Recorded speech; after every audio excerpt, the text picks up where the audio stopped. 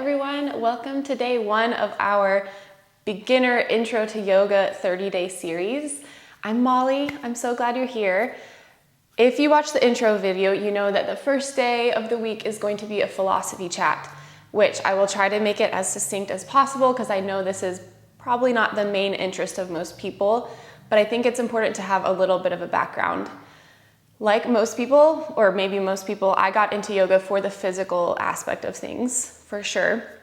But through practicing more and more regularly, I became a lot more interested in the meditative aspect and a little bit of the philosophy as well. So we'll just chat a little bit about the main general overview of yoga. Hopefully about a 10-minute chat, not too long, but please stay, please hang out, please listen, and if you're interested at all, you can do a little more research, but if not, that's okay. At least you were here for 10 minutes.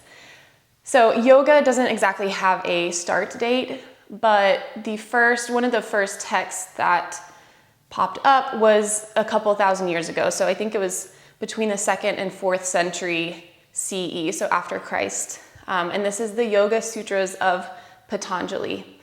And he has different tenets laid out and goes into detail under each category.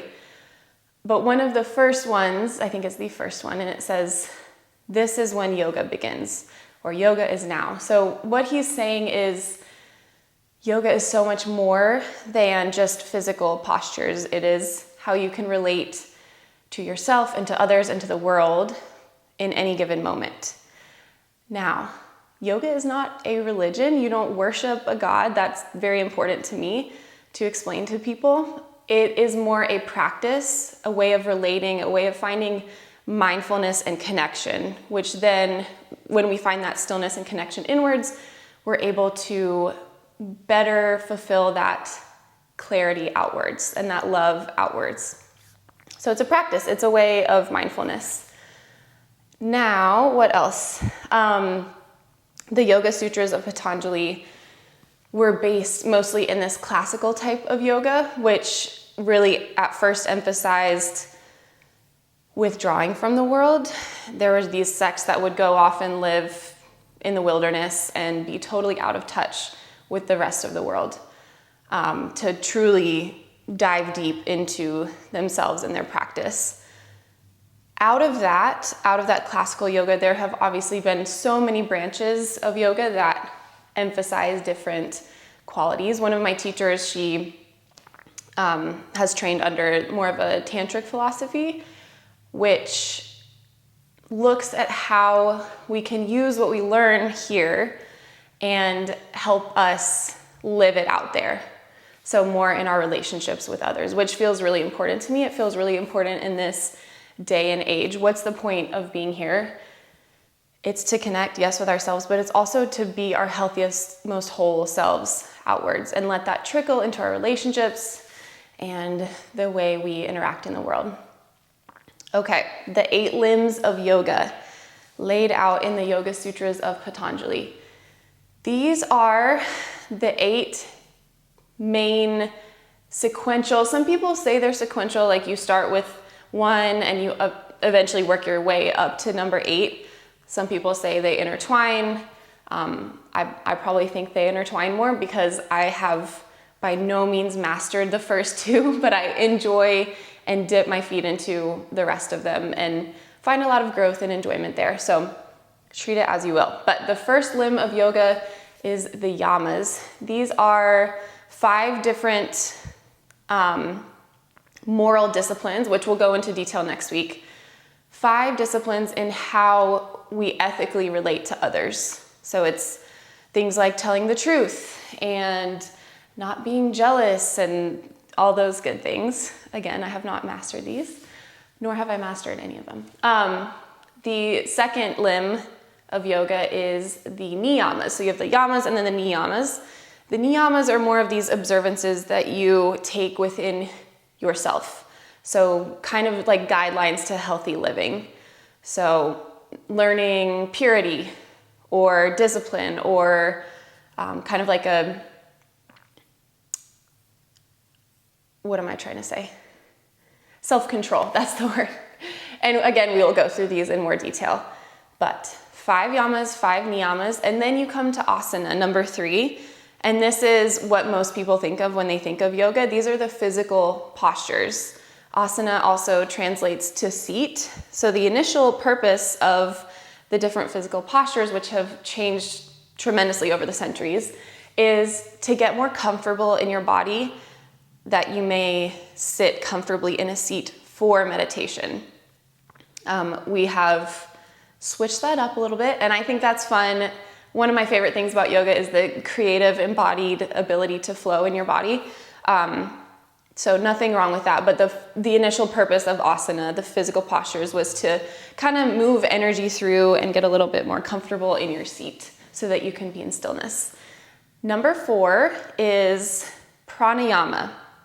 This is breathing techniques, breath control. Breath is such an important aspect, both as a picture of kind of taking the world in and diving into yourself, as well as releasing back out or offering yourself back out to the world. So it's just a picture of moving in and moving out. It's a really good thing to focus on to bring you into the present moment, because it is what is here now is our bodies and our breath. And there's nothing, it's not concrete because you can't see breath, but it is always there. And then different breathing techniques, depending on the length of the inhales or exhales, or different mudras you can use while breathing, facilitate more relaxation or energizing effects, just depending on what you do. All right, so yamas, niyamas, asana, pranayama. Then we have pratyahara, which is withdrawal of the senses. Again, this was more important in like the classical yoga scene, where you would withdraw from the world.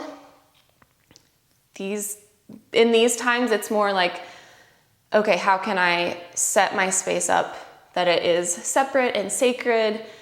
I like to use candles or music or incense, and it is also the closing of the eyes. That could be a type of withdrawal of senses, in that you are turning your gaze inwards. So a little bit different than it initially started out as, but I think the overall theme is, okay, can you ignore the traffic out there and still stay here in this place? Okay, number 6 is dharana, which translates to concentration. So in the yoga practice, this can be focusing on like a set phrase or a couple words, which is called a mantra. Or you could, again, focus on the breath, focus on the words of your teacher or meditation facilitator. You could, when you close your eyes, a lot of the traditional texts say to focus on the spot in between kind of the bridge of your nose. So your eyes are looking a little bit down and in. Different things to just, again, take you deeper and deeper into yourself and ignoring what is out there. Dhyana is number 7. This is the state of absorption or meditation. So all these things have added up, and then hopefully eventually you get to this state of presence and meditation, which can look really different. Sometimes we are sitting in this really still, quiet posture, and obviously that's a form of meditation. Sometimes I like to do walking meditations, where I'm counting my steps or listening to nature around me. I meditate while driving, which obviously you can't necessarily do all these previous steps to get there, but it is still a conscious stepping into a focused topic or just the state of being.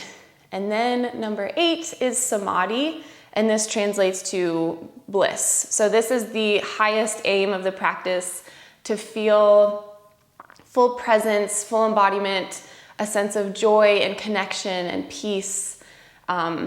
Some people connect to a higher power. I believe in God, so there are these moments where things make sense and you feel really connected and at peace. Okay, those are the 8 limbs. So you have the way you relate to the world, your moral disciplines, yamas. Then you have niyamas, your own personal physical observances for healthy living. Asana, the physical postures. Pranayama, breath work. Pratyahara, withdrawing of the senses. Dharana, concentration on something. Dhyana is meditation, and then samadhi is that blissful state that we would all like to experience. Woo! Welcome to yoga. In this 30-day series, we will mostly emphasize the physical postures because that's what people want to get into yoga for. And that's a great, great, great starting place. And I think a lot of people will branch out into different interests from that place. We will do some breath work and meditation as well. But the hope is that whatever you do on here, on this mat, in this space, will truly translate into your life. I know it has for me with I can't even speak about it enough because it has been so helpful. Yoga is great, obviously, for mobility and flexibility and strength, but also just learning to take life as it comes with less anxiety, with less control, more open-handed, moving from a place of love and connection and trust in life. So it's really, really great. There's so many different aspects to it. Please do more research if you're interested in anything more specifically, but I just wanted to give an overview of what the whole practice of yoga looks like. Thank you for listening. Hopefully that was about 10 minutes. Hope you learned something. Tomorrow we will do a asana, physical alignment posture breakdown.